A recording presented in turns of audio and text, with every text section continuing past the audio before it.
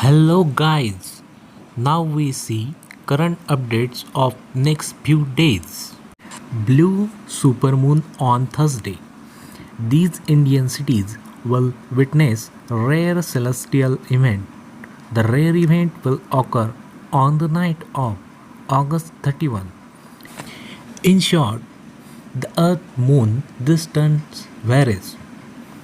A supermoon is actually the full phase of the moon. A supermoon can look 40% bigger and 30% brighter in a celestial spectacle that has sky gazer buzzing with excitement. A rare blue supermoon is said to light up the night sky. The rare event will occur on the night of August 31 when the full moon rises in the sky.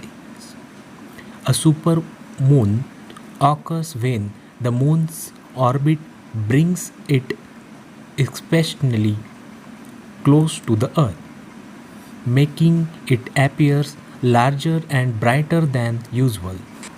Supermoon is actually the full phase of the moon which appears when the moon is at perigee, that is the closest point to the earth, at an average distance of 360,000 kilometers.